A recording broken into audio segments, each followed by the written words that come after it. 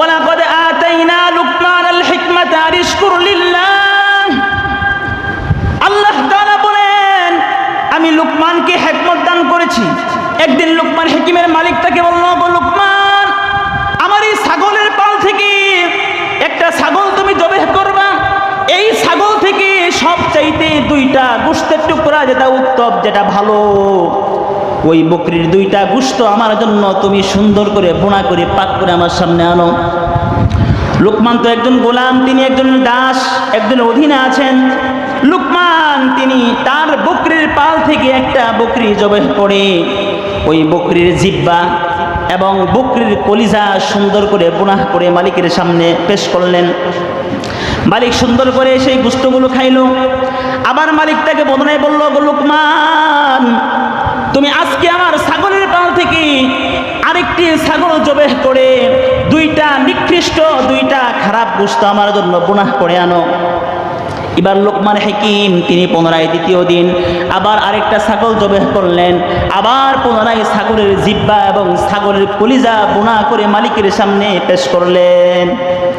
এবার মালিক লুকমান হাকিমকে বলল, লুকমান, তোমার তো হিকমত বুঝলাম না, তুমি কি বোঝো না? তোমার কি জ্ঞান নাই? আমি তো তোমাকে প্রথম দিন উত্তম ভালো গোশত আনার জন্য বললাম, তুমি তো ছাগলের জিহ্বা এবং কলিজা বোনা করে আনলাম। আবার দ্বিতীয় দিন বললাম আজকে ছাগলের যে খারাপ গোশতের টুকরা, দুইটা বাজে গোশত, তুমি আবার পুনরায় ওই ছাগলের জিহ্বা এবং কলিজা বোনা করে আনলা, সেইটা বুঝতে পারলাম না। এবার লুকমান হাকিম বলল, গো মালিক, ও গো আমার মালিক, কোনো মানুষের যদি জবান আর তার কলবটা ভালো হয়ে যায়, কোনো মানুষের যদি তার জবান এবং তার কলবটা ভালো হয়ে যায়, তাহলে তার সমস্ত শরীরটাই ভালো হয়ে যায়। কথা বলেন ঠিক কিনা? আর কোনো মানুষের যদি তার জবান এবং তার কলবটা নষ্ট হয়ে যায়, তাহলে তার পুরা দেহটাই নষ্ট হয়ে যায়। এই জন্য মানুষের জবান আর কলব যদি ভালো থাকে তাহলে সে ভালো মানুষ। আর মানুষের জবান এবং তার কলব যদি নষ্ট হয়ে যায় তাহলে সে সমাজের মধ্যে নিকৃষ্ট মানুষ হিসেবে পরিচিত হয়। কথা বলেন ঠিক কিনা? এই জন্য রাসূলুল্লাহ সাল্লাল্লাহু আলাইহি ওয়াসাল্লাম তার হাদিসের মধ্যে বলেন, আলা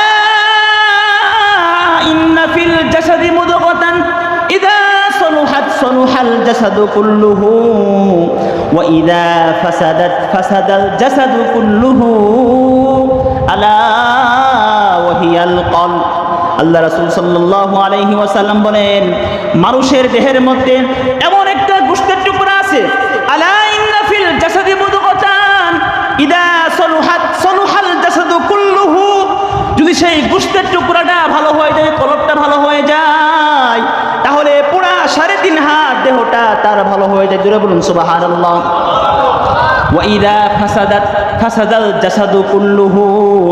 আর কোন মানুষের ওই গোশতের টুকরা যদি নষ্ট হয়ে যায়, কলব যদি নষ্ট হয়ে যায়, তাহলে তার পুরো দেহটাই নষ্ট হয়ে যায়। কথা বলেন ঠিক কিনা? ওগো লুকমান, তুমি কি সেই লুকমান? আজ থেকে 20 বছর আগে আমরা যে এক মালিকের অধীনে গোলামির কাজ করতাম, আমরা 2 বন্ধু মিলে যে আমরা এক মালিকের অধীনে গোলামি কাজ করতাম, তুমি কি সেই লুকমান? একটা বার চিন্তা করে দেখেন, হাজার হাজার মানুষের সামনে যিনি এখন বিচারক হয়েছেন, যিনি এখন হাকিম, যিনি এখন ডাক্তার, সমাজের মানুষকে মূল্যবান কথা বলে, যার কথা শোনার জন্য হাজার হাজার মানুষ এইভাবে তাকিয়ে থাকে, লুকমান এইভাবে বক্তৃতা দিচ্ছেন। এমন সময় একজন ব্যক্তি এসে যদি আমাকে বলে, ওগো মাহমুদ, তুমি কি সেই মাহমুদ যে আজ থেকে 20 বছর আগে আমার সঙ্গে গোলামির কাজ করতা? এই কথা যখন লুকমানকে বলল, লুকমান তিনি অহংকার করলেন না, তাকাব্বুরি করলেন না, তিনি বললেন, হ্যাঁ, আজ থেকে 20 বছর আগে আমরা যেই মালিকের অধীনে কাজ করতাম, আমি সেই লুকমান। আল্লাহু আকবার বলেন। ওই জায়গায় যদি আমি আর আপনি থাকতাম, আজকে যারা এমপি মন্ত্রী হয়েছেন, যারা সমাজের মধ্যে কোটিপতি শিল্পপতি, যারা ধনী মানুষ, তাদের অতীত জীবন আপনি খুঁজে দেখেন, তারা এক সময় নিরহ ছিল, তারা এক সময় গরিব ছিল। কথা বলেন ঠিক কিনা? আপনার বন্ধু এক সময় আপনারা ছোটবেলায় অন্যের বাড়িতে কাজ করতেন, কিন্তু কালের বিবর্তনে আপনার সেই বন্ধুটা, আপনি রিক্সা চালক, একসঙ্গে ঢাকার পথে রিক্সা চালাইতেন, আপনার সেই বন্ধু কালের বিবর্তনে সে বড়লোক হয়ে গেছে। কথা বলেন ঠিক কিনা?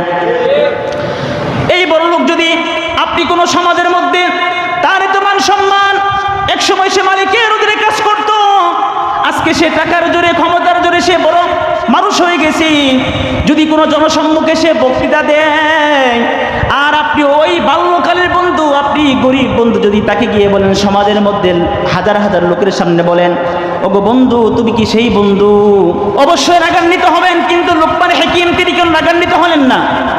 তিনি অহংকার করলেন না, তিনি তাকাব্বুরি করলেন না, তিনি বললেন হ্যাঁ বন্ধু, আমি তো সেই তোমার বাল্যকালের বন্ধু, যেই দুইজন বন্ধু মিলে আমরা অন্যের মালিকের অধীনে কাজ করতাম। তিনি অহংকার করলেন না, তাকাব্বুরি করলেন না, তিনি আরো শুকরিয়া আদায় করলেন। এবার তার বন্ধু, ওই ছোট্ট বন্ধুটা, তার গরিব বন্ধুটা তাকে লোকমানকে কি গুণের কারণে তোমার গোলামি জীবন থেকে আজকে তুমি হাকিম হয়েছ? লোকমান হাকিম তিনি বললেন, আল্লাহ পাক রব্বুল আলামিন আমাকে 3টা গুণের কারণে আমাকে গোলামির জীবন থেকে আমাকে হাকিম বানিয়েছেন। সুবহানাল্লাহ বলেন। লোকমান হাকিম বলল, আমি কোনোদিন মিথ্যা কথা বলতাম না, সর্বদাই সত্য কথা বলতাম। সুবহানাল্লাহ বলেন। আমি সর্বদাই সত্য বলতাম। এরপরে 2 নম্বর তিনি বলেন, আমি কোনোদিন মানুষের আমানতের খেয়ানত করতাম না। টাকার আমানত, কথার আমানত, বিশ্বাসের আমানত, আমানতের খেয়ানত করতাম না।